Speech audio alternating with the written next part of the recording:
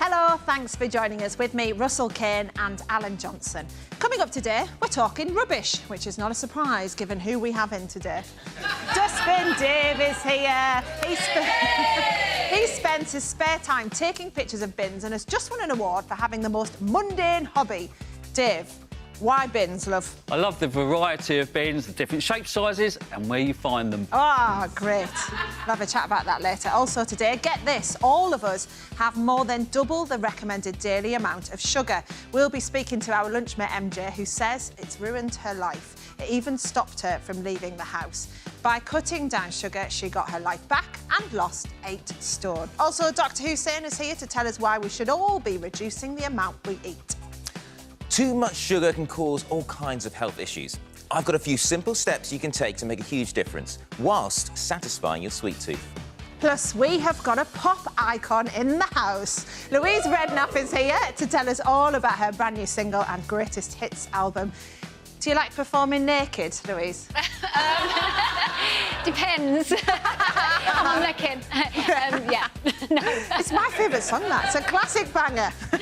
My other favourite bangers are the ones Simon Rimmer is making today. Yeah, so we're going to do Boston beans, which are really sort of barbecue, smoky bean dish, and then your favourite sausages on top of that. Absolutely perfect for a cold day. Sounds lovely. Welcome to Steph's Pack Lunch, live from Leeds.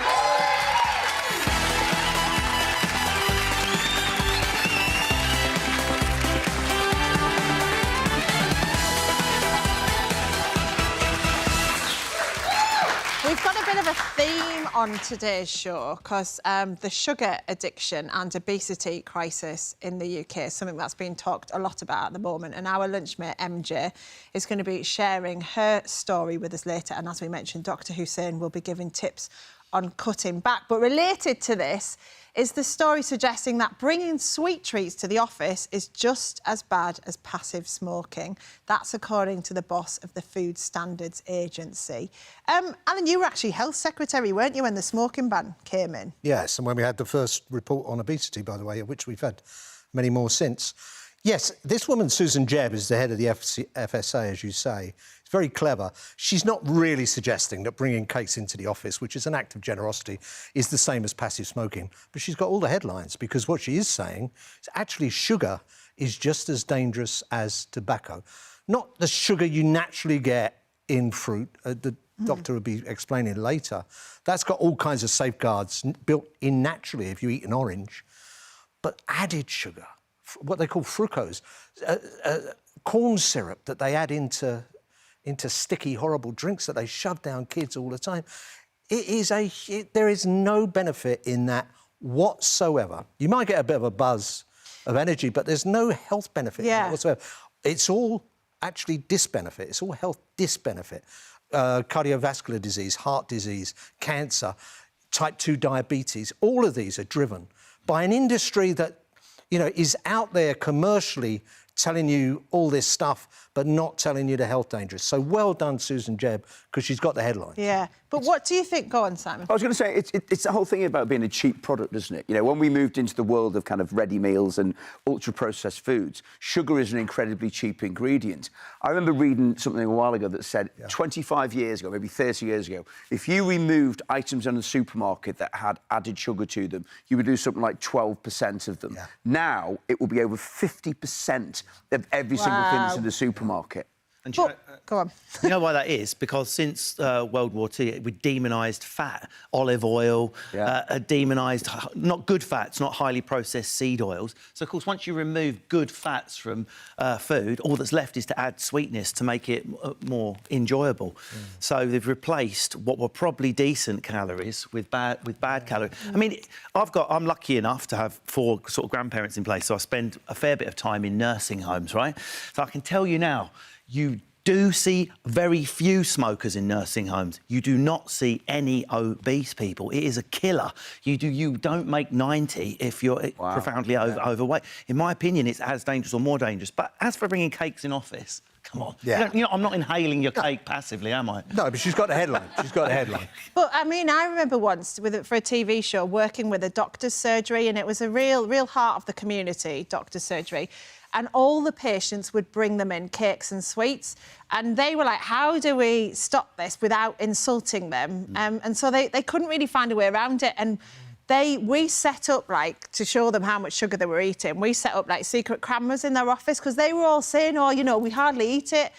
And then we showed them the footage and they were gobsmacked because one woman who was adamant to me that she had not had any of the chocolates that were there had just typing away, picked up chocolates and eaten them, but hadn't even realised it. But there's also people... I mean, obviously, I'm an art student. This is not my expert area, but people don't understand blood sugar effect. You don't just have to eat a tablespoon of sugar. For you, eating 2 bits of highly processed, cheap white bread might make your blood do that as much as a cube of sugar. This is what people don't understand. So they munch their healthy bread, thinking they've done a good thing, and their blood sugar's doing the same as Gary over there eating a Mars bar. But it also is, you know, I'm someone who eats sugar a lot because I love sweet things, and it is also tasty, isn't it? Yeah, it's nice. It's not like... Yeah, I like And instant satisfaction. You know, that's the other thing, is that when you have something that's sweet, you go, oh, I really needed that. Yeah. And Sangeeta, though, you think that we shouldn't be allowed to bring sweets and cakes into the office then? No, bit of a fun sponge, but because I have no willpower, I wouldn't. I'd like to not sit in the office at all, because it always happens to be on a filing cabinet which you have to pass. And like you were saying, it becomes habit just to help yourself. And then it's not just cakes on birthdays, it's if someone's been away on holiday, there's holiday sweets, or after Christmas, loads of chocolate that's around. So, yeah, I'd like to see that. But Asta, you think this is... You have got a terrible sweet tooth, and whilst I think sugar is the root of most evil, I just think a cake in an office is a morale booster, and it's good for camaraderie, and I can't pick up a cake and eat it. I've got to say, excuse me, can you just pass me a piece of cake? So, like, if I've got the willpower, other people can. Yeah. Well, do you think, though, there needs to be some or more legislation around sugar? Because obviously we've seen, like, sugar taxes and things on companies. Well, that's part of the debate today, because Boris Johnson did. You might remember 2 prime ministers ago, there was a guy called Boris. Some of them are too young to remember that. He said that because of the dangers of sugar, advertising sugary drinks, etc., should be after the watershed, after 9 p.m. And he promised that, and nothing's happened yet. Health Secretary said he'd kick it back to 2025. So there is an aspect of that. I remember David Cameron, when he was first leader of the opposition, at his first PMQs against Tony Blair, getting derided because he said, how come when you walk into WH Smith's or any place, there's all these chocolates around the checkout? He said, surely we should do something about that. Do you know what? He was right. He got laughed at, but he was right. Yeah. And that was, what, 14 years ago, 15 years ago? You know, on the cigarettes, we've got horrific pictures of lungs and God knows what else. Is it... I don't want to see that on my Rolos. No, but that... Don't be telling me you need to... If I could tell you Rolos were as dangerous as cigarettes, yes, where is the logic in not having warnings on the candy? But you also do need some sugar. But it's the added sugar, though, isn't it? Yeah. It's added sugar. Anyway, shall we move on? Yeah. Shall we talk about... I really fancy a Snickers. I kind of just get very defensive then. Can you chuck us one of those Rolos? I'll give you my last Rolo. They'll be shared out equally amongst the workers, won't they, Alan? Yeah, they will. Yeah, absolutely. Right, I want to talk about anti-ageing now, because there's a new drug being trialled that might make people biologically younger and boost resilience for loads of different health issues. I mean, Russell, this is the type of thing you'll be all over like a rash, because you are like Mr. Peter Pan when it comes to anything that can make you younger, aren't you? Well, I've got Lynn, my wife, works in this area. She's just starting a business in it, so it's something I know a bit about. And I think I was just speaking to Alan about it. It's not about living longer, it's about increasing health span. So if we would be lucky enough to make... My granddad's 91. If I'm lucky enough to make that age, I'd like to be the 91-year-old he is, which is active, holidays, sports, hanging out with my nan and all that, because there's lots of different types of 91, and that's about how young you are. And once people move to looking at ageing the way they would look at cancer and dementia, instead of going, oh, it can't be helped, we're all going to get old and die in pain. Well, no, actually, it's not inevitable. Ageing is a disease with symptoms and things that can be targeted just like anything else. I think people will be surprised by your age, actually. Yeah. Because I think It's the same as my IQ. It's 47. Yeah. 47. Yeah, 47. Yeah, but I've been doing this stuff that's in the for 15 years with various compounds. Diet and exercise is 60% of it. Sorry, boring but true. But the other 40% is chemistry, supplements, and all the stuff I'm getting involved in, and it does work. Ageing is very simply your body's inability to remake the cell. You're remaking the cells again, like a photocopy. You're getting fainter and fainter. Plus the cells from the day before, the dead ones floating around your body. So it's a combination of junk stuff and not making correct new stuff. That is all ageing is. If you can develop chemicals or compounds to target those, you're going to increase your cell mitochondria and you're going to be epigenetically, cellularly younger. It's turned into panorama. I know.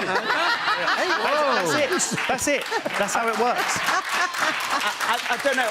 I think Russell's in favour of it. Yeah. I don't know anything about this drug in particular. Would you take it? Would you take a drug? 100%. I mean, yeah, I think the older I've got, the more I sort of wish that when I was younger, I'd done more preventative stuff. You know, in terms of things like, you know, like I've got knees that are a bit kind of creaky. I've got kind of arthritis in both knees. I've got arthritis in my hip. You sort of think, if I'd known that by doing things in a different way, I could have prevented things, then I think I would have done it. I think there's a big load of that as well as the chemical side of it. I think, like, you know, my kids are 25 and 19. You think almost preventative stuff now to strengthen yourself is actually a much better way to set up for later life. And remind everyone how old you are. I'm 59. I'm 60 in May. Yeah. So, yeah. Again, you look really good at it. No, you could have been slightly more shocked. Yeah. It felt a bit more like, I was like, oh. It was more about right. Would you take it? I already am. Very I'm 97. That's when you were elected. Oh, that's right. It is actually. I've had my biological age checked before, so because it's all to do with like the inflammation of your organs and things, and like you say about that preventative thing, I remember hearing that if you try and get these things, you know, start working on it kind of in your late 30s, 40s, you can make a huge amount of difference to your longevity. It's all about longevity. Yeah. My biological age is 38 and I'm 40, so, you know, I'm slightly younger than my... Yeah. Thanks for that minor That's because you were born on a leap year. I know. Do you do anything preventative now? I do, totally. Yeah. I've like totally, you know, like all the stuff I've talked around my gut health and things like that. I mean, a lot of that was to help my IBS, but it really has helped all the kind of, you know, I had a health check just before Christmas and my cholesterol levels are a lot better than they were when I was younger and various other things are better. My, you know, chances of getting different chronic illnesses have gone down and...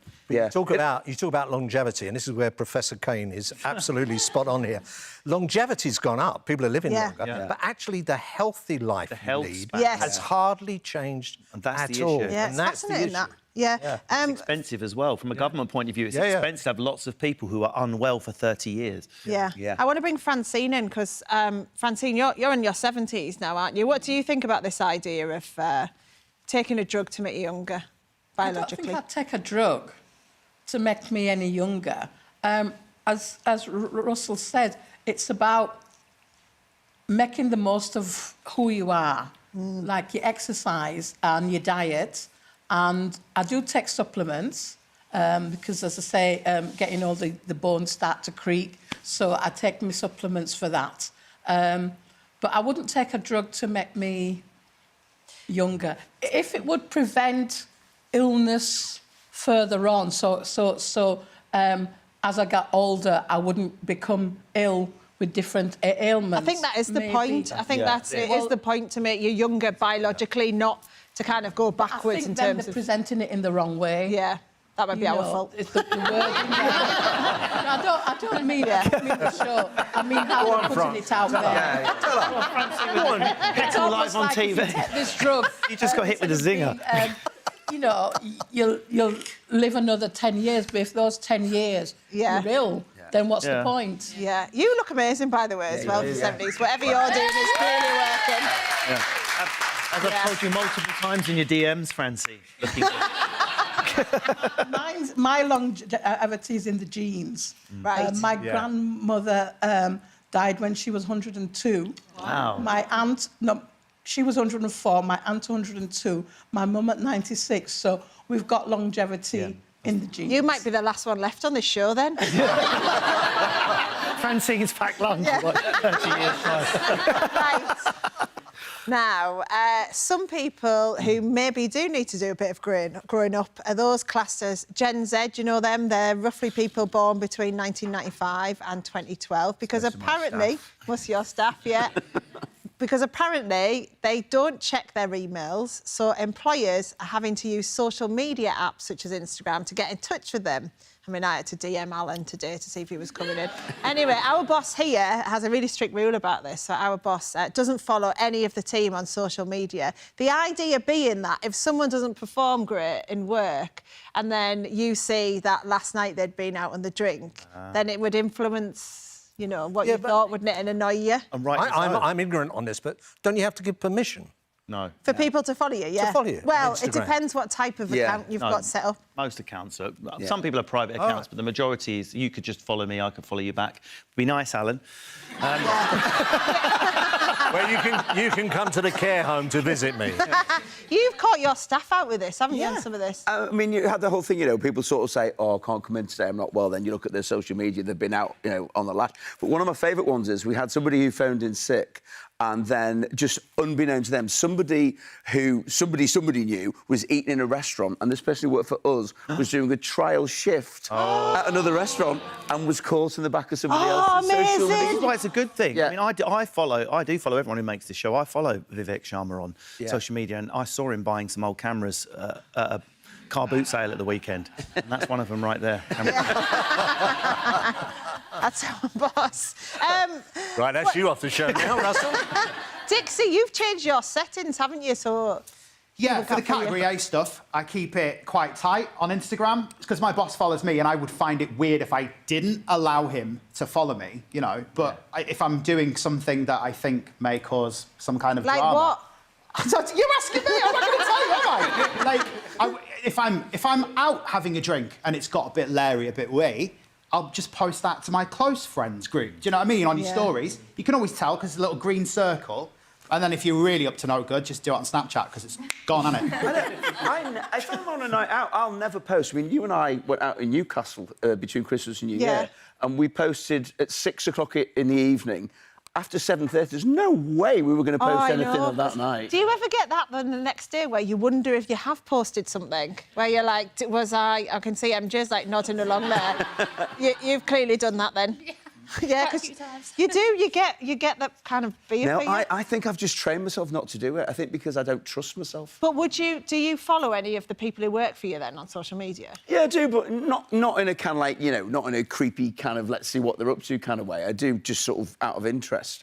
But I think any employer who doesn't check somebody's social media if they're interviewing somebody, then they're not doing themselves any favours, because at the end of the day, Gen Zers they complain about lots of things, but if you put your life out there in public domain, everyone has the right to see what you're doing. I got in trouble with my mother-in-law's technically my boss. So me and Lindsay got drunk, and I posted a video of me playing the bongos on Lindsay's buttocks, and that's been removed from the internet. So that caused problems. What did she say? Why? Well, they just, you know, I didn't like that video. I found it, you know, didn't find it respectful. And there's me going.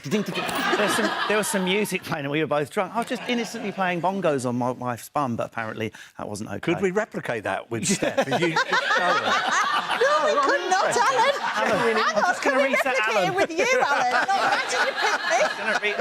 It's because of all the strikes. Alan's gone back to the 1970s. He didn't... Very good, very good. We are running a poll on this topic too, whether or not you should follow. Alan's bottom bongos. I'll be in trouble. Wow, that's a great poll today, Steph. Should you follow your colleagues on social media? Sorry, head to our Twitter account @PackLunchC4.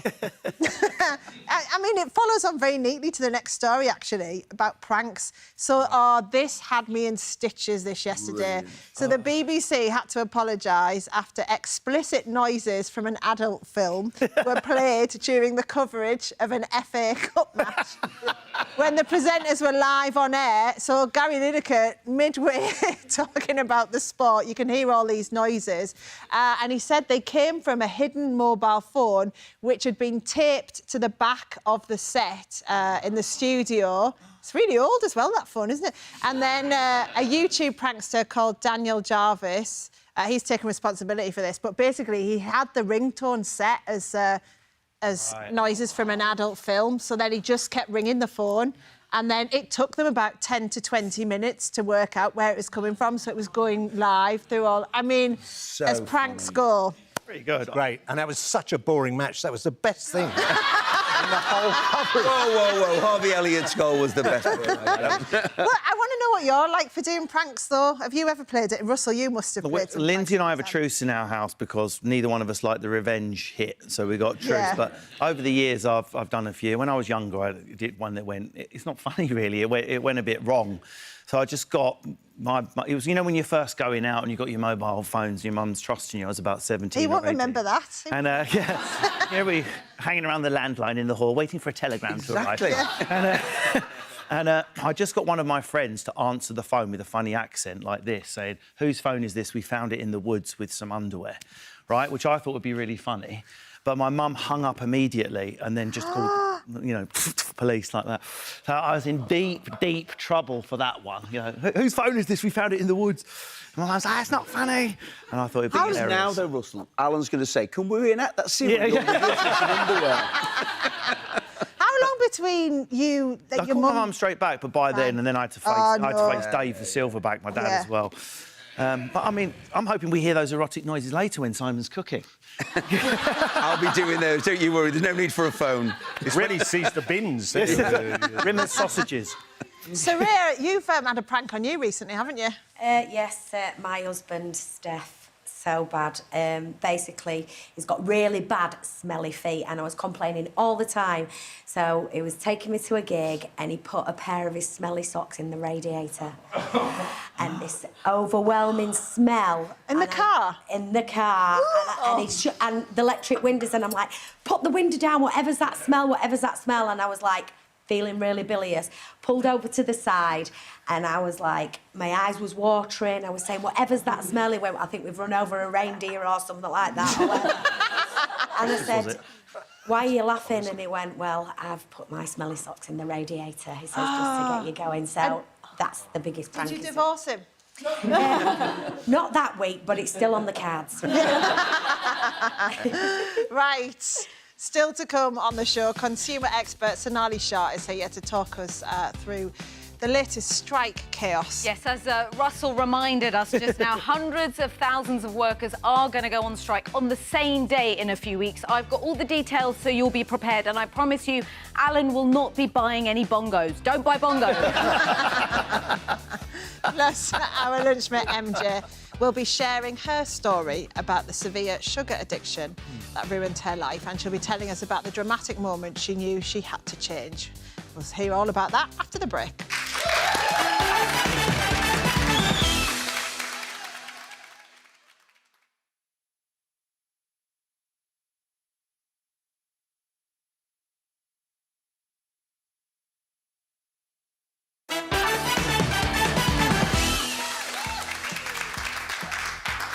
Hello, welcome back. Now, I want to talk about sugar addiction because both adults and children in the UK are consuming far too much of it, at least double the amount of sugar they should be. And it can have terrible impacts on people's lives. Someone who knows all about this is our lunchmate, MJ, who had to completely turn her life around due to a sugar addiction. She's going to tell us all about it. MJ, do you want to come over and, and grab a seat and tell us about this?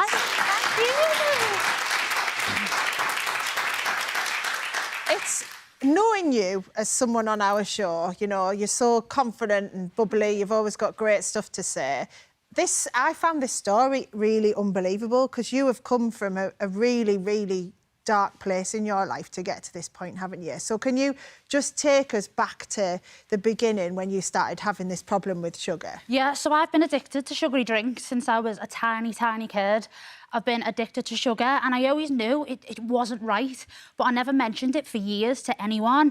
And then growing up, I always seemed to have a bigger belly. My belly always seemed like a bit more like bloated, and it was just so obvious to me, and I was so insecure about it.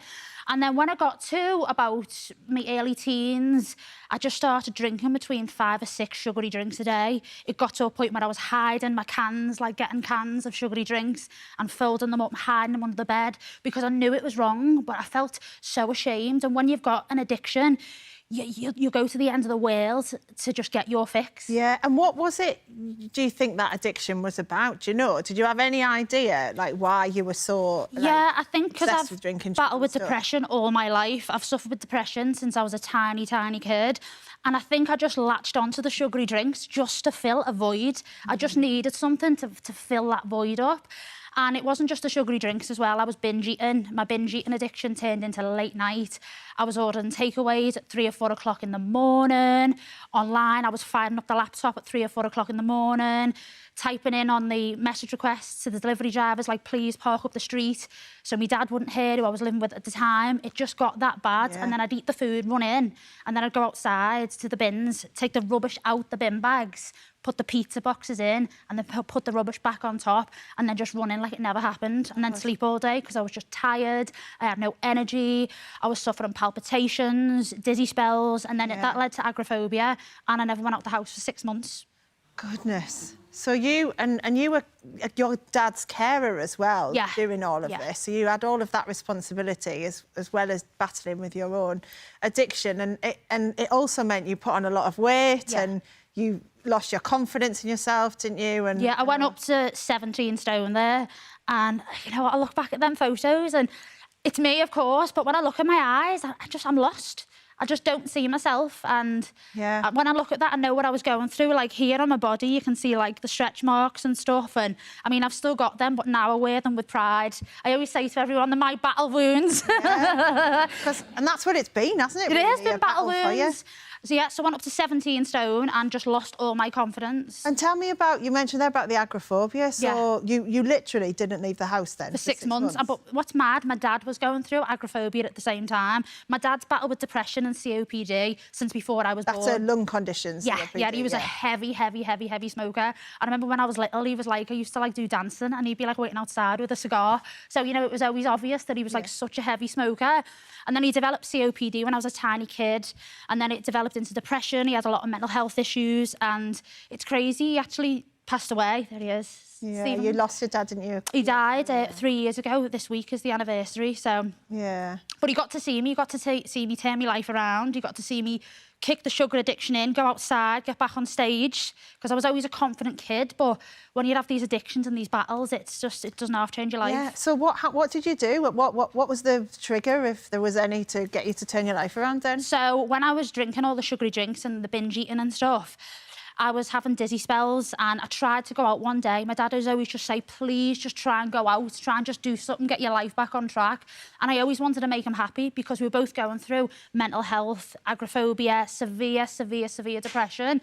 So I'd try. And one day I went out, me and my mum got a taxi, and I fell to my knees in the middle of busy Liverpool, fell to my knees, had no idea, somehow crawled on my knees into a black cab, got in a cab, and never went out for 6 months because I thought, if an ambulance get me or a paramedic, they're going to find all these health conditions wrong with me. I'm going to die. Like, my life, I'm going to literally die at 21, 22. And then one day, and then after being indoors for 6 months, I thought, enough is enough. I couldn't stand up for more than 30 seconds. My heart was racing. I remember when I went to the doctors, he actually asked me flat out, have you took drugs? And I was like, no, I haven't. And then I didn't want to say it was the sugar because I felt so embarrassed. It really got that bad. And it got to a point, actually, I was pretending to people that I was actually going outside. So I'd hoy my phone out the window in my bedroom, and I'd act like, I'm outside, and it got that crazy, and people were falling out with me. I'd lost friends because they think I was just, going off and not talking to them. It was absolutely crazy. And then what I started doing, I thought, enough is enough. I'm not going to die in this bedroom. I'm 22. I'm not going to die here. I'm not going to. And I thought, if I can fight and I can get through this, maybe my dad can get through this and beat this depression and beat this COPD. So I had to fight to survive. I thought, he's not going to walk in and see me dying in this bed. It's not going to happen. So I fired the laptop up one night, had an epiphany. Instead of ordering the takeaways, I went onto YouTube and researched how to cook a meal, how to chop an onion, how to chop a mushroom, Gordon Ramsay and Jamie Oliver. And of course, our Simon Rimmer, my new best friend, learned me how to do that. And then I learned how to cook meals and, you know, healthy meals, and I was substituting all the food. And then I started dancing around the house. Tom Jones, George Michael, all the legends. I obliterate them all dancing away. Yeah. I loved it. And then once I started doing all this, I noticed my health was getting better. The palpitations were going. My blood pressure was coming down. And then I finally got to the corner shop one day. And I went into the corner shop, and this was robotic for me for absolutely years. I used to literally crawl on my knees to the corner shop and get a bottle of what was my favourite drink. I say one, it was like 6, you know the story. 6 or 7. And I grabbed a sugar-free version of what was my favourite drink. I don't know what came over me, but I'm so grateful for that moment. Grabbed a couple of bottles, and then slowly started reducing my sugar intake, going to sugar-free alternatives. And then here we are, guys, 3 years sugar-free. And how are you now? Thank you so much. Thank you. Thank you so much. How are you feeling now? Everything feels so much better. It doesn't happen overnight. And what it is with my story, it's the mental health. I want to get out there. It's all about mental health. It's all about changing your lifestyle. It's so important. The way you visualise food. And I've got to say, in these past 3 years, I've never enjoyed food so much because I know what's going into my meals. Yeah. So my Saturday nights now are spent on my knees in the supermarket, reading the back of the labels, but I love it. I find it so much fun. And look at you now, you're absolutely flying. Oh, it's so fantastic to see, and it's brilliant having you as part of our gang as well. Thank you. Thanks for chatting about it. We've got Dr. Hussein here as well. We're going to be talking to him a bit later in the show about how we can all reduce our sugar intake, because it's not just MJ, it's a nationwide problem. If you've been affected by anything we've just been talking about as well, you can also have a look at our support pages, channel4.com/support. Lots more still to come. We'll see you after the break.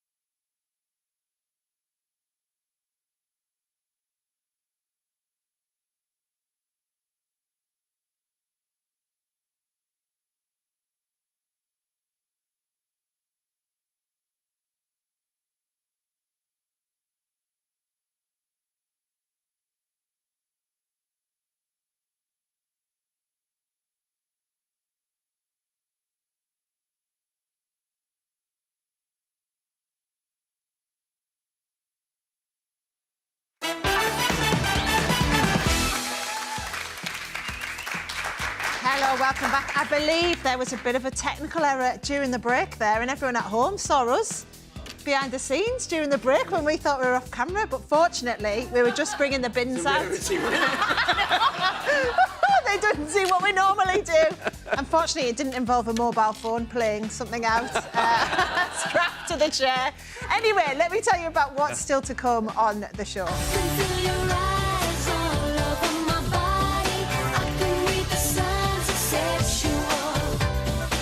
Oh, I love that song. Louise Redknapp is in the house to tell us all about re-recording one of her biggest ever hits. And we'll find out what links her with Madonna. Sonali Shah is also back with our weekly cash clinic. This week I have a little bit of good news for once. Don't get too excited, it is me, but inflation has gone down, so I'll be trying to explain what that might mean to you. Now, the saying goes that one man's trash is another man's treasure. And my next guest is living proof that that is true, because just like our Simon, he loves bins.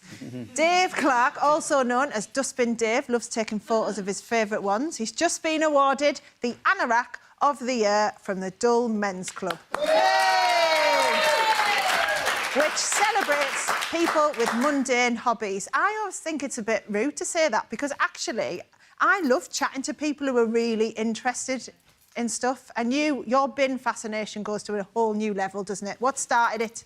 Well, it probably started at a young age when I had an interest in the council trucks coming down the road and the bin men emptying the bins. I was always fascinated. And the sound of the bin truck coming down the road in the early morning. And then that progressed to regular visits to my local tip with my late father. And I was fascinated by all the different items that people were getting rid of. It's like an Aladdin's cave down your local tip, really. Yeah. And all the various skips for whatever items. And then that progressed into bins itself. So it was a progression from an early age. That's when I saw this one a few years ago, out and about. That's when I started. So which bin one? photography. It was that one that you saw that started it all off, the fab one. And So why was that the turning point then, Dave? Well, it just jumped out at me, really. It was just on... Yeah. It was just on a random day out with a family, and I saw that bin in the distance, and I thought, wow, that is a decent bin. It's just the colour of it, and it's lively and fun. Yeah. And then after that, I started looking out for more similar designs or unusual shaped bins. Yeah. These are prime examples, certainly these two, certainly this one. Yeah. And then after that, it progressed into literally any bin. Yeah. It is any bin now. So talk us through some of these then, because you love... This is beautiful, though. Yes. 240-litre lift top. That is a very decent bin, that one. I love on the front the Leeds City Council badge. I find that fascinating with bins. Up and down the country, you get all the different council badges, obviously, for the different areas.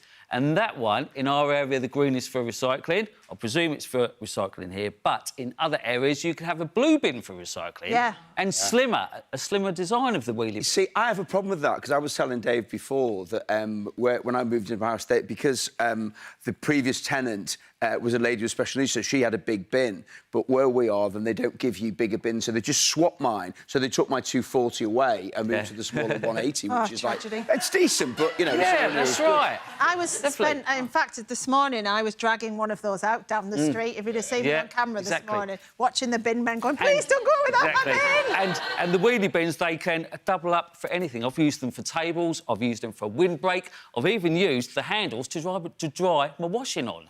Ah, very good. Or, you know, in the Versatile. summer, a T-shirt or swim shorts. I was also telling Dave the interesting fact about Liverpool City Council's wheelie bins, which their main one is purple. And the reason it's purple is because they didn't want any football rivalry. So Liverpool are red, Everton are blue. So they decided to make their bins purple to keep everybody happy. I like Interesting that. bin fact from Simon there. Thank you. Excellent fact. Stay with us, because there's loads more to come. Because tell us, this one is a classic street bin, isn't it? What do you love about this?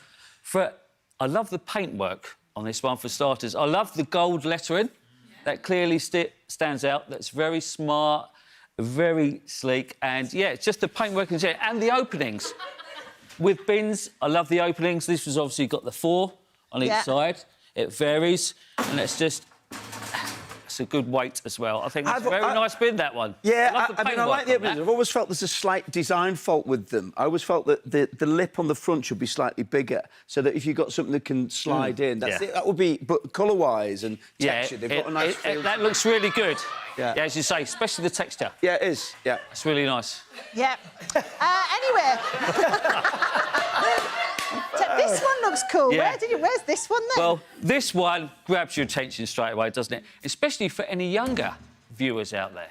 And it could promote them to use it more as well, to start using the bins more regularly. What I like about this one is here it's clearly labelled. You've got plastic bottles, other waste, cans, newspapers and magazines. And that's just a really fun bin. And obviously everything... Where is that one normally inhabiting? Is it school? Yeah, I was looking for a name on the front that could have a town or something, but if this was in your local area, you could make it look like your local bus route. Here, if this was in Leeds, you could have, like, Ellen Road on the front to make it more localised with your bins. And you actually have been out round Leeds having a look at our bins, haven't you? Yeah, I've been at a few... What do you think? Yeah, I've been at a few times. I started early doors last night in the dark and just having a little look around, sort of nearly getting lost, and then a few looks this morning. Yeah. How do you rate us on our bins as a city? Yeah, not bad. I mean, the 3 I saw near the Holiday Inn, they were quite good. They were like recycling bins for cans and bottles, really big. Obviously, you can clearly see them, all clearly labelled. From what colour bottle you want to put in each bin. And had a little general look around. There was one that I saw on the screen there with the brown slats. It was like a slimline design around design, which you see a few around here. I did like the black. They're quite Scandi, those, aren't they? Do you think that, like the brown slat one? Yeah, they are quite Scandi. I think it's quite good Scandi. That's what I love about bins. They're just so different. And when you actually go out looking for them and find them, you notice how many have you got a favourite, though, Dave? You know, if I had to say, right, you could have one bin in the whole world, what are you going to go for? Well, to be honest, I probably haven't seen it yet. I'm still searching. I'm still searching for the ultimate bin. What about in Leeds? That would totally blow my mind. Did you have one which you picked out as your favourite in Leeds? There was one near the bridge that was, I think it was one of the metal ones, just the normal council bins. But I liked the lettering on that. And I saw one a bit further along, and it had... I have got With it on the my phone. cannon on it, was it? Yes, it had a cannon on it, but the Leeds, there was the letter E missing and the letter S missing on it. And the one further along had all the writing on it. So that's two different bin photos. Yeah. Because the lettering's missing.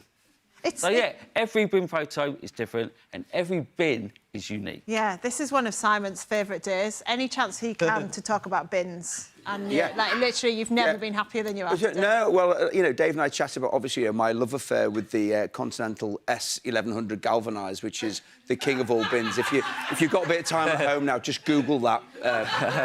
It's a good watch. Yeah, Dave, thank you so much. It's lovely to chat to you. You're Thanks, welcome. everyone. Still to come, from bins to bangers, Simon will be back in the kitchen where he belongs, making a dish with sausage and Boston baked beans. What's Boston about them, then? Well, the origin of them is actually from Boston, and it's to do with the fact that the molasses in them is a byproduct from making rum.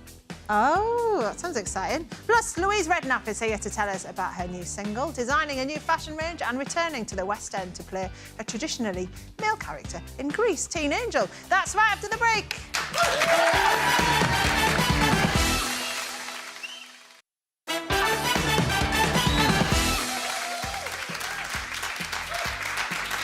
Welcome back. Still to come on the show, we are going to help you save your life. Dr. Hussein is explaining some really easy ways to help prevent conditions such as type 2 diabetes and high blood pressure. Yes, we're talking about sugar addiction and how to curb it. I'll be revealing the foods with the most hidden sugars in them, including your favourite drink that has, well, as much sugar as this. That's 7.5 cubes, more than your daily recommended amount. Oh, scary.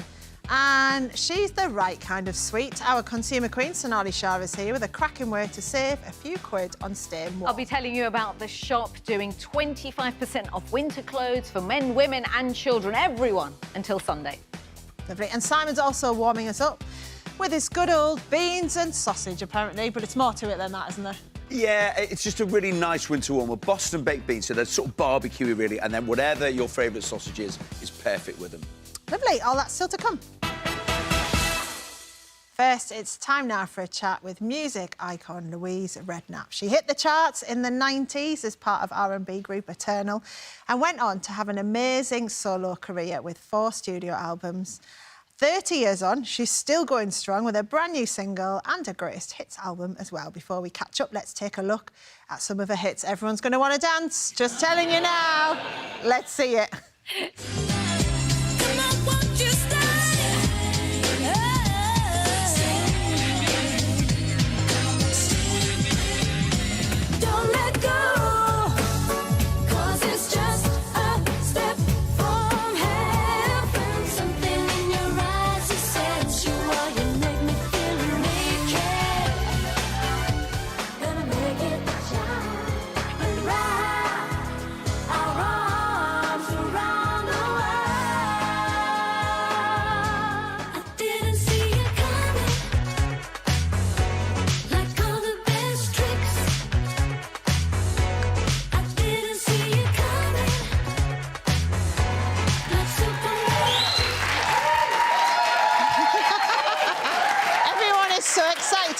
Honestly, everyone's got dance moves to all your songs and everything. Very good. Yeah, and we saw your new single at the end there, but there's so many of your classics in there. What's it like when you you see that back and see, you know, your 30 years in a montage like that. I know. Well, when the record company said about doing a greatest hits, I was like, oh, OK, like, I feel like I need to sort of expand on that. And you look over all the hits, and I'm so fortunate to have been, you know, part of Eternal and got to record such great songs. But luckily, I've recorded them on my own, like a little bit of an homage, kind of, just a little bit of a thank you, and I love this moment. So it's so nice going into the studio and recording Stay and Just a Step, and yeah, hopefully the girls will think I've done an all right job. What was that like, re-recording them then on your own? Do you know, it was... So obviously some of my old songs, like the Louise era, I sort of always gig them, and we kind of put a spin on them, changed them up a little bit, but to record Stay, Just a Step, I recorded So Good. Yeah, I was nervous. I just wanted to do everyone proud, but I you know, they're in my bones, those songs. Yeah. I mean, 30 years I've been singing those songs. So, yeah, it was a really proud moment. I'm really chuffed with them as well. Yeah. And do you think, given, like, how long you have been in the industry, do you think it's, like, tougher now? Do you find it tougher now than you did when you were younger, or has it not changed much? I think the industry's changed a lot. So when I started out, there wasn't social media, there wasn't sort of YouTube channels. You kind of... It was... that route of you go out, you gig loads. Like, we just gigged and gigged and gigged, like every night in the back of a van, just some nightclub somewhere, just sort of trying to get people aware of you. So I think it was a much longer process. I think now if you're lucky and you have a bit of a break, you can sort of give your music to everybody on such a huge scale, because millions of people can see it on TikTok and social media, all of those channels. So I think it's different in that sense of the word. But I also feel that back in the day, you kind of grew into what you were becoming. It wasn't just sort of put upon you. You kind of grew, and you kind of never really knew anything outside of your job. Yeah. You know, you didn't read comments. You didn't have, you know, pictures of you everywhere. It was just kind of, you turn up to a TV, you sing your song, you go home, and you hope everyone liked it. And the only way you knew was it reflected in how many records you sold. Yeah. Where now, it's a bit of a free-for-all. But then I think that's good, because a lot of people also do get to break into the music industry, you know, that maybe wouldn't have had the opportunity had there not been that social outlet. Yeah, so when you, like, are releasing new music now, do you, because you will get comments straight away, do you, like, worry about that at all? Yeah. Like, that people are gonna...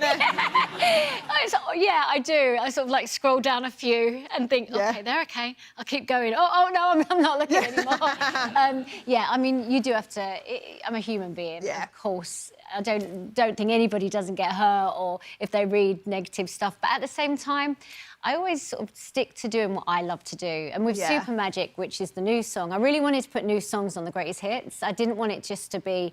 I wanted it to be reimagined, some Eternal songs and new songs. And this is, like, my favourite single I've ever done. It's so brilliant. Me and my makeup artist were chatting earlier, and this was playing out, and we were like, that's not one of her old ones, but she still looks exactly the same. Like, you literally don't age. Oh, very good glam team going on.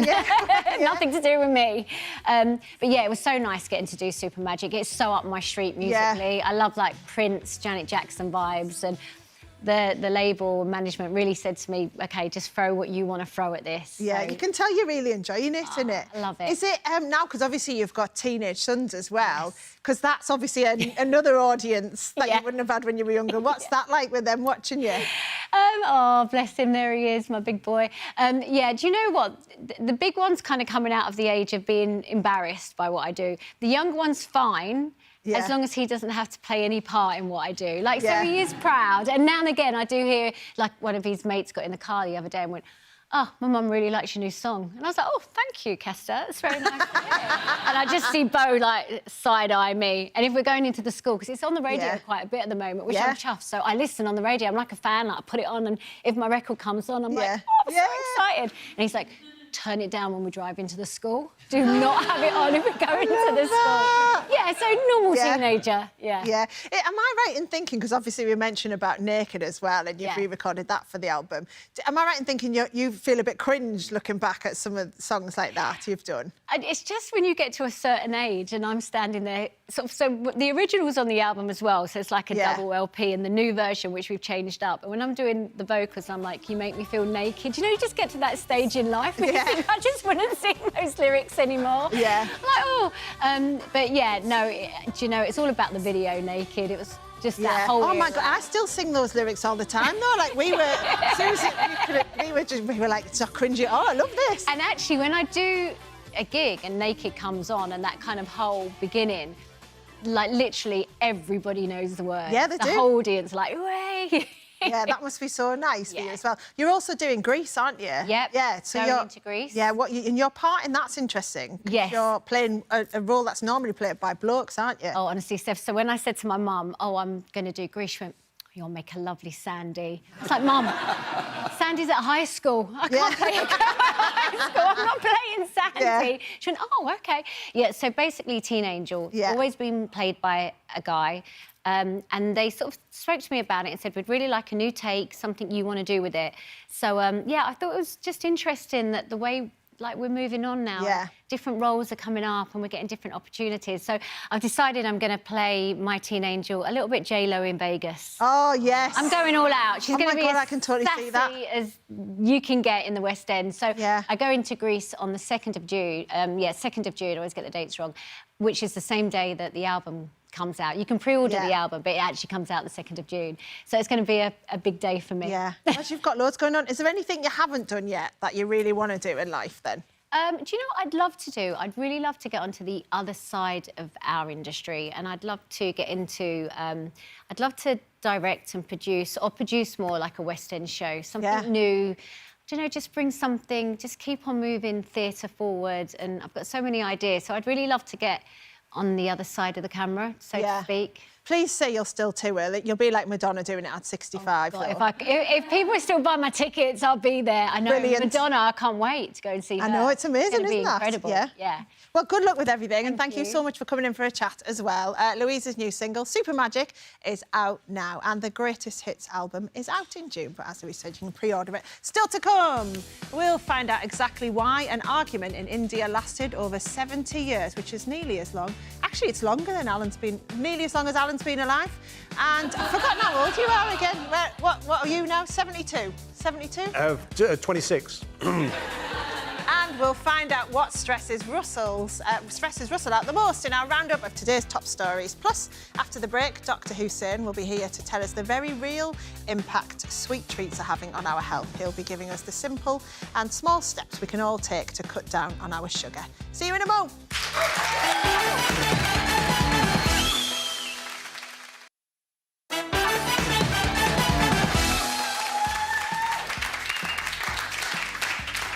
Welcome back. Now, earlier in the show, we caught up with our lunchmate, MJ, who told us all about her experience with sugar addiction. She's not alone. In fact, adults in the UK are having almost double the amount they should every day, and it can cause things like high blood pressure, heart disease, and, of course, type 2 diabetes. So Dr. Hussein is here to give us a lesson, really, on the things we possibly don't know about sugar that we should, and also what we can do to try and reduce our intake, because we do need some sugar, don't we? But we're having too much at the moment. And there's a lot of confusion about sugar, sometimes done intentionally, but there's two main groups. We have natural sugar that we find, for example, in fruits, and we have free or added sugar. This is sugar that's been added into foods, sauces, drinks to increase the flavour. Yeah. And the reason we like sugar so much is very natural, because for most of our lifetime, food has been scarce. So if you found a food that was calorie-dense and with lots of sugar and energy, your brain told you that that's brilliant, that's what's going to keep you alive. Keep finding it, keep having it. So it's totally natural to have cravings, so we've got to be kind to ourselves. It is not that you're weak. It's in your DNA. Yeah, so it's like evolution hasn't caught up with it yet, has Absolutely. it? So you're going to talk to us about the hidden sugars and the kind of swaps we can make, aren't you? For sure, because on here we've got 7 sugar cubes. That is illustrating the amount of sugar that we should be having each day. Yeah. We've got some foods here just to illustrate how sometimes they can be hidden in. To start off with cereals, which can be a big offender. We've got frosted flakes here, and we've got 3.5 sugar cubes in a portion. So that's already half your daily intake. If you want to think about how you can swap out, think about instead of having porridge or sourdough bread for breakfast or wheat biscuits, those kind of things come with much less sugar. Ready-made meals are, again, another place where you can find a lot of hidden sugar. And this ready-made meal, as an example, has more than your daily recommended amount. More? Okay? Absolutely. 7.5 cubes in just one meal. All right? So it's really important to look at the labelling. Yeah. Because on the labelling, you have a traffic light system. Hopefully, we're going to show you what that looks like. Yeah. And the different colours denote the levels. Obviously, red is very high, amber is somewhere in the middle, and green is, of course, low. So look at that, explore, because there are ready-made meals that are designed to be lower in sugar. Yes, they may not have the same punch of flavour, but you've got to think about your health as well. Yeah. Okay? Gosh, I'm surprised by it. It's got more than your required daily. It's not a great starting point, is it? The other big culprit, something like tomato sauce, your condiments. Ketchup, yeah, no, for sure. And the problem is, often when we're thinking about constructing our meals, we're thinking about what we're putting into the dish, etc. You don't think how much of the condiment you're using, and sometimes you keep squirting on more and more. But in a single portion, we've got 1.5 cubes. So a single squirt of your ketchup's going to be 1.5 cubes. So you've got to bear that in mind. Salad dressing's another big one, because you can have really creamy, sugary salad dressings, and you're just going to destroy the nutritional value of your salad. Instead, make your dressing. Use a little bit of honey so that you get the sugar and you know how much you're putting in, but mix it in with olive oil and vinegar, which are going to be much better for you. So you can see that one portion, so one little squeeze of that ketchup is equivalent of 1.5 cubes. And then the jam, how much is that one? Same as just over a cube for the jam. And again, just always look at the labelling of these products because you get variety. Yeah. Yeah, and you see, I'm trying not to look at the chocolate because it's drawing me in. Yeah. And, you know, that's natural. I could try and fight it, but it is in my DNA. A chocolate bar, let's say a 45-gram chocolate bar on average, that's, again, so we've got 7 cubes of sugar. So that's your daily recommended intake. In one bar? In one bar. Because we all know that, obviously, chocolate's got a load of sugar in, but I didn't realise it had your entire... And who eats one bar as well? Like, that's a challenge. That's a challenge, to say the least. So how can we try and get it? If you really like chocolate and you want that flavour, dark chocolate is where I'd go. Lower in sugar, high in fibre, got polyphenols, which is great for your immunity. Yeah. Definitely the way to go. So look about healthier snacks instead. And now, again, it's not a shock that fizzy drinks have got a lot of sugar in. Not a shock, but the amount, though. But the amount is the shocking bit, again, isn't it? Yes, so one can of cola, that has 7.5 sugar cubes. So, again, more than your daily intake in a single can. Yeah. So you can get diet versions, and there are benefits to those, because, of course, less sugar, less calories. But we've got to just marry up the fact that they do come with additives and preservatives in there, which can influence our health. And they can also cause spikes in your blood sugar. So instead, I would always advocate water where you can, or use juices where you've watered them down. Because bear in mind, when we move over to, let's say, our fruits, these are fantastic natural sources of sugar, which affect our health much better. Does it matter how much fruit you have? Because potentially, could you go over your limit by eating too much fruit if it's full of sugar? No. Like, I don't want people to ever reduce their intake of fruit per se, but there's a few warnings. If you're having it dried, or smoothied or juiced, and you've blitzed it up, so you've broken the sugar from its cell, then that's where your sugar concentration goes up a lot. So I would really very much sort of try to recommend less. They say 150 mils for fruit juice a day is the max. Right. And then fruits like banana, that can cause big spikes in your blood sugar levels. So that's great for athletes, or if you're going for a run, you're going to do a workout. But if you are quite sedentary, then I would avoid those kind of fruits. But otherwise, all the fruits that you can see here have low sugar concentration. So what are your tips for kind of mentally cutting back? Because the other thing is, it is a mental thing, because you know you're going to get a sugar buzz, sugar rush from having something like this. Everyone does. It's my job. I do lifestyle medicine, yet I still have cravings for chocolate bars, for example. It's human. Few things. One thing is small steps. If you watch this and think, oh, I'm gonna really reduce my sugar intake, I'm gonna cut this out, cut that out, there's a few things where you'll go wrong there. It's a huge step. And making that kind of step is difficult to maintain. And then the second, the brain doesn't like negative actions. Stopping things is much harder than a positive, action-orientated move. So instead of trying to quit your chocolate bar, say, OK, I'm going to try and have 2 or 3 more fruit per day. Yeah. And naturally, by going for something positive and including fruit, your appetite will be slightly less. So you're less likely to incorporate things like chocolate bars. Could you also start with just, I'll only eat half of one?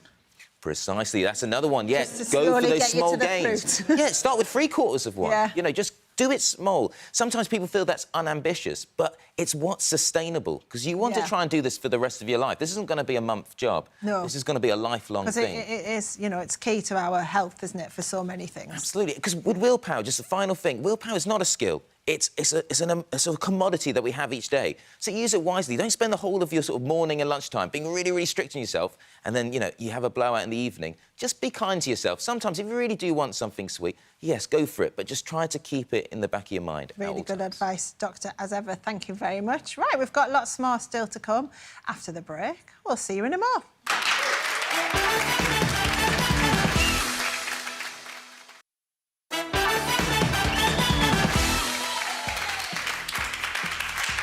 Hello, welcome back. We're going to have a chat about the other stories we've seen in the news. Now, every now and then, we love a good argument here. How long do you reckon you could keep an argument going for? Hardly any time at all. I hate arguing, and I also back down. Do you? Yeah, I would rather just kind of just give up on it and apologise, even if I don't feel that I'm in the wrong. Even in the moment, if you're really cross, do you not even tell your brain then, I'm never going to forgive them for this? Yeah, it's just like I tell my brain many things like that stuff. But the things I do, but at the end of the day, I just go, oh, this is just negative energy and I can't be dealing with it. So, yeah, the reason I ask is because a court case in India has set a record. 72 years it's been going on for. So it was a banking dispute, a bank disputing payments that went back into the 1950s. Wow. And the judge who ended up making the judgment on the case wasn't even born when the case began. Well, I mean, that's not a shock, is it? Given it's 72 years it's been going for. Russell, what are you like when it comes to arguing a year? Look, I'm a little bit like... Forgiveness is different, what you said there. You need to make a distinction. If someone's done really something bad to you, I don't think you'd even argue about it. They're just cancelled out of your life and never forgiven and put in the lost box under the bed. But so far as I argue, I'm Mediterranean. I'm like, but can't you see what you've done? And then an hour later, I'm sorry, babe, let's hug it out. That's what me and Alan are like. But I'm not very good at staying angry. I'm also... My tactic, this is a genuine one, not a comedy answer, for in an argument for anyone who's arguing with someone about anything, is to try and imagine how the person who has the opposite opinion as you has got to where they are. Try and genuinely see why they believe so tolerant. No, but once you do that, the trick is once you do that, you often then can find gaps in how they've got there. By giving that true empathy, you can destroy them. Do you remember... Is that something you have to eat as well? Do you remember we were talking to Saray earlier about a husband and the smelly socks and putting them in the car? Yes. Didn't you have an argument with your husband which led to you coming home early from your holiday? You're absolutely right. So you are getting a bit of a picture of him, aren't you? So, yeah, we had an argument and I went into the bedroom and we, you know, when you're shouting and bawling at each other. And I thought, I'm not going to be standing for this any longer. It pushed me to the point when I thought, right, I'm going home. So I opened the patio doors, opened the gate, had my passport, got in a cab, went straight to the airport and went home. And basically went to my cousin's, told her to pick me up, and I get a message for him. I was at the airport, didn't even know that you'd left.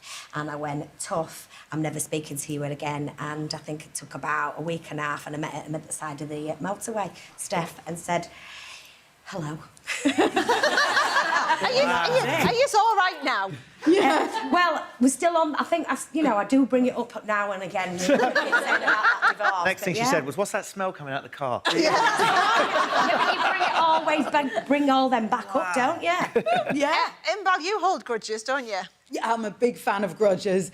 I still hold in my mind, I was maybe 4 or 5 years old, which is a long time ago, believe it or not, and my nursery teacher, Ilana, told me off for not bringing a hat on a hot day.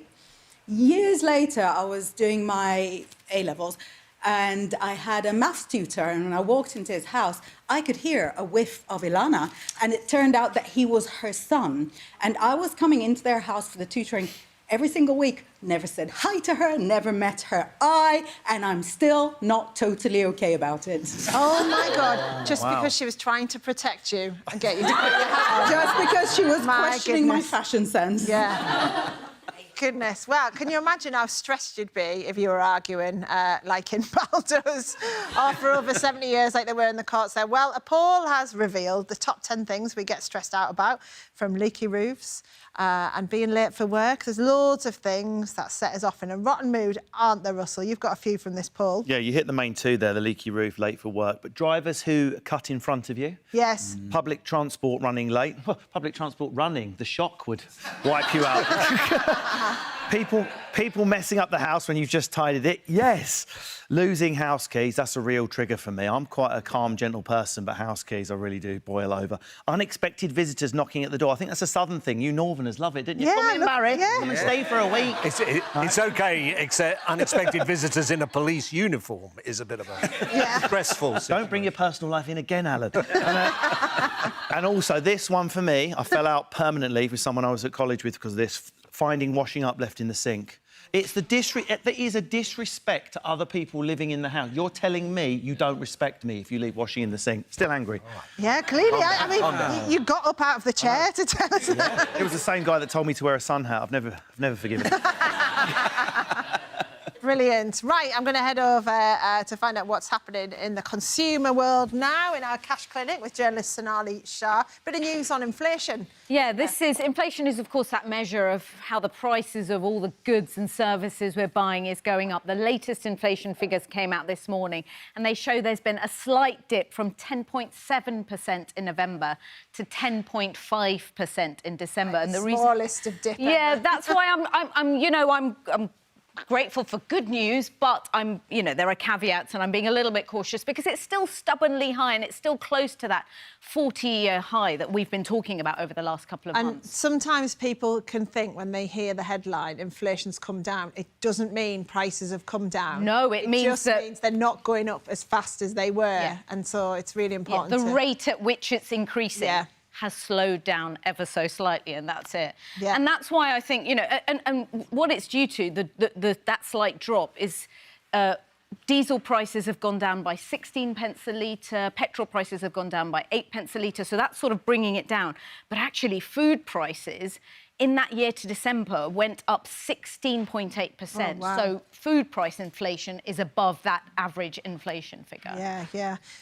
So, I mean, that's a figure we get regularly, which we'll keep an eye on. But there's also lots of news again about strikes, isn't there? Yeah, so I know there's ongoing pay and conditions disputes going on, but I want to focus on February the 1st, because this is going to be a day where there's a sort of mass strike action day. So there's going to be lots and lots of disruption.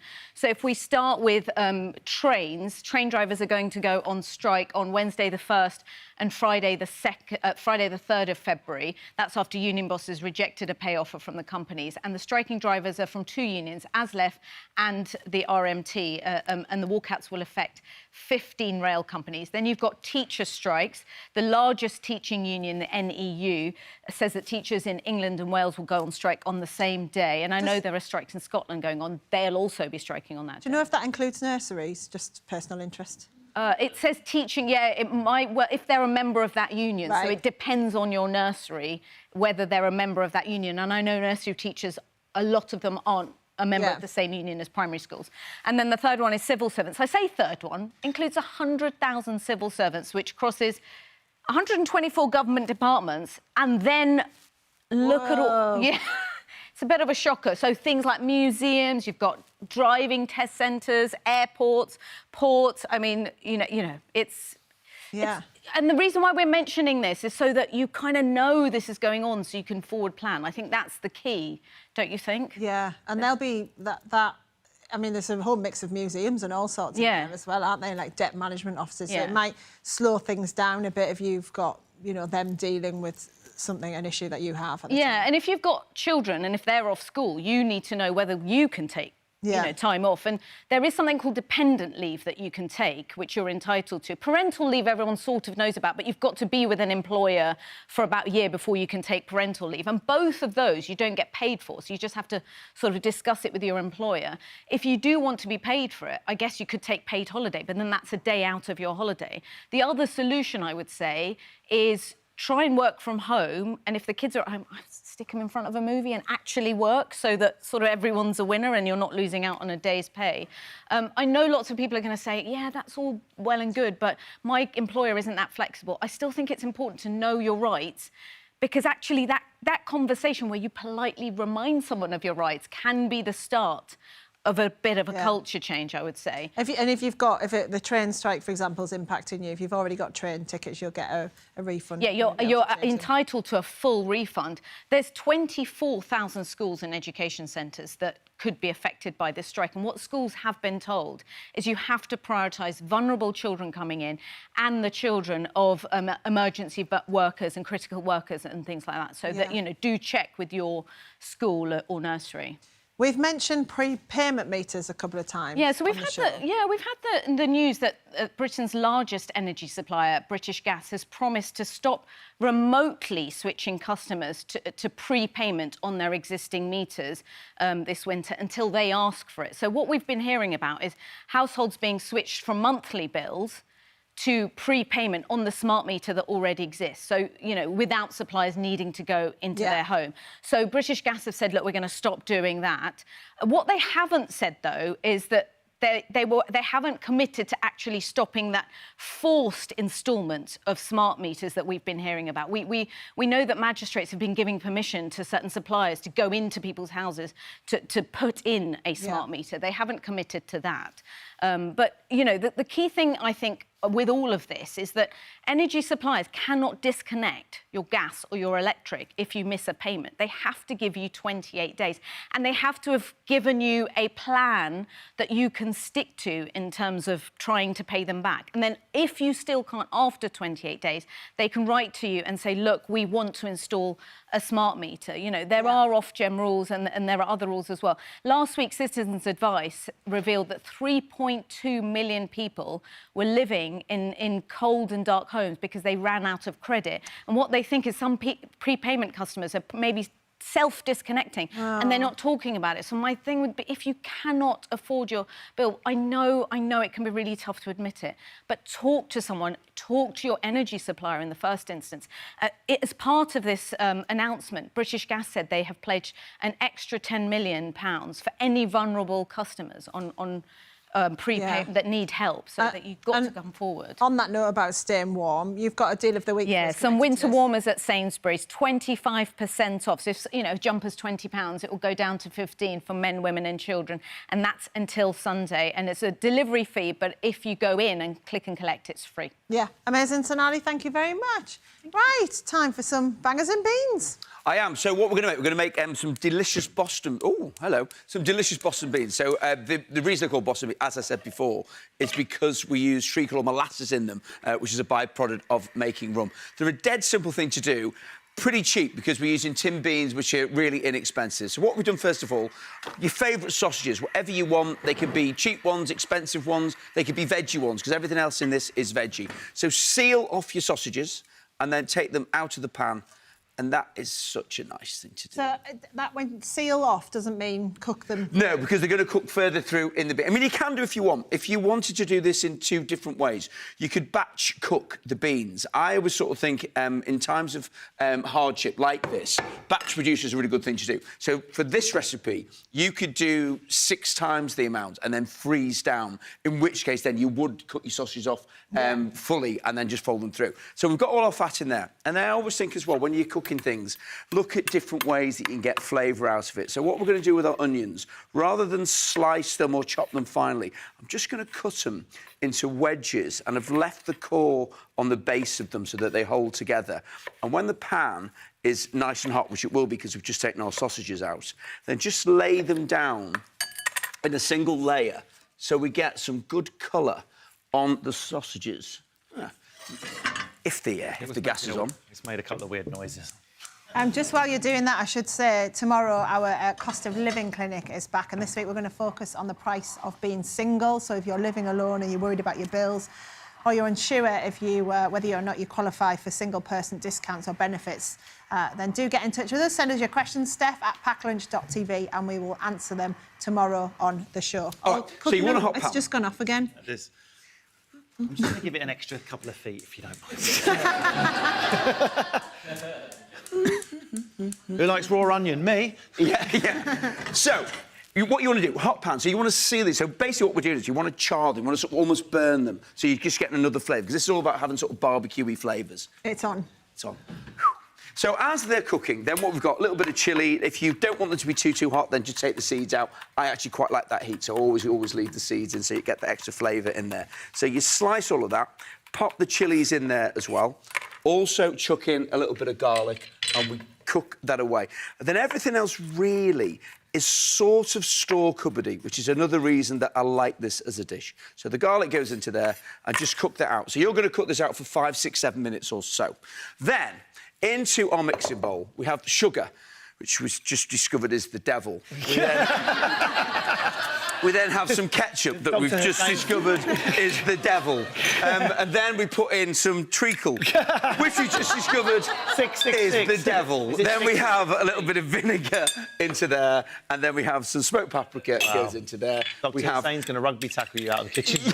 Yeah, we have a little bit of mustard in there, and then we've got a couple of cloves going. And just mix all that together. So this is our sort of very basic barbecue-y sauce that's going into there. And you don't even have to do this, you could just chuck it all into the pan. So let's pretend that those have got a nice bit of colour on them. And it doesn't take too long, but you want to get them so they have got some... See, we're just sort of starting to get a little bit of colour on. Yeah. What you want is to get them properly blackened on there, OK?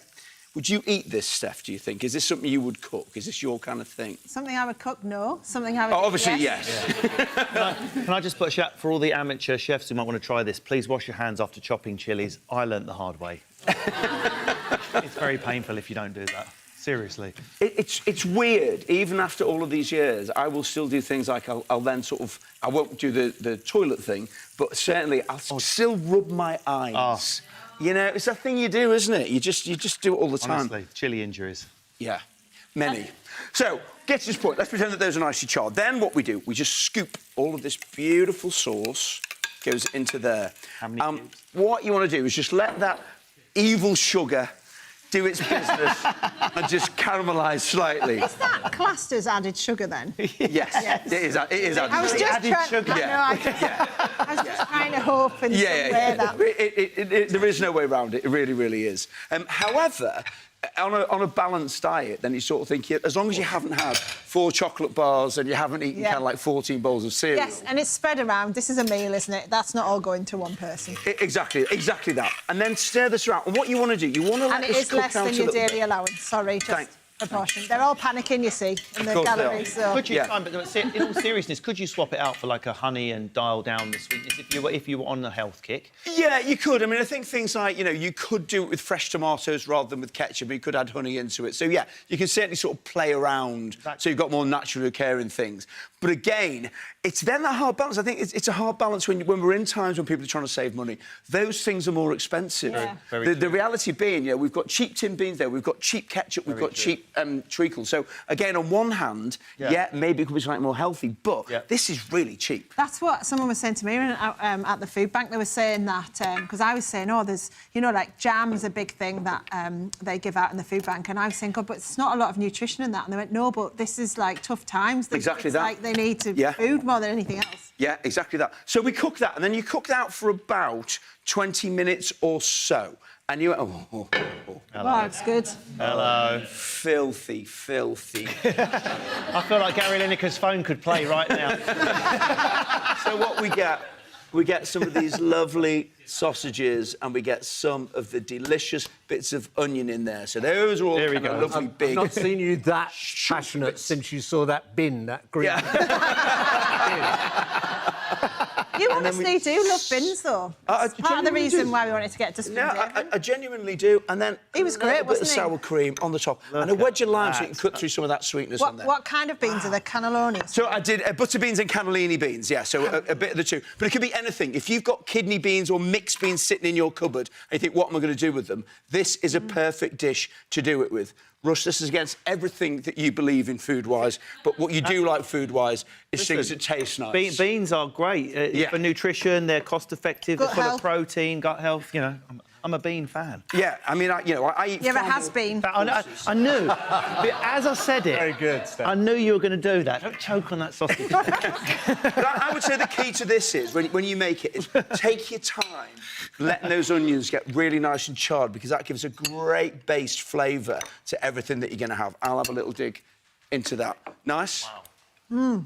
Absolutely. So you sort of think, you've got some of the things like your sausages, it's just a different version. Like Southern American Louisiana or something like that. It's quite rich as well. That depth of flavour is lovely. And of course, while Steph chucks in, if you want to make my sausage and Boston baked beans, or indeed any of the recipes our Packed Lunch chefs make, find all the details on our Instagram page, which is @PackedLunchC4. We'll turn to Steph. How is it? It's quite rich though as well, isn't it? So I don't feel like I can eat loads of it, but it's so tasty and everything else. It is. It's a really cool, which is why the sour cream comes through. But also, if you think it's rich, then what you can do, you could serve this on toast and just do a really upmarket version of beans and sausage on toast. Love that.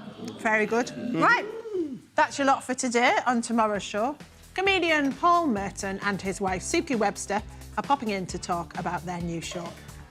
Also, we're going to be joined by ultra runner Russ Cook, who found a passion for running after a drunken night out. We'll hear that story.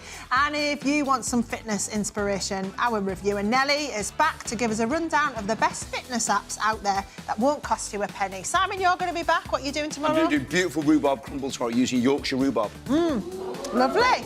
And you'll be alongside Ashley Kane and Saida Massey. We'll see you tomorrow at 12:30 here on Channel 4. Bye-bye.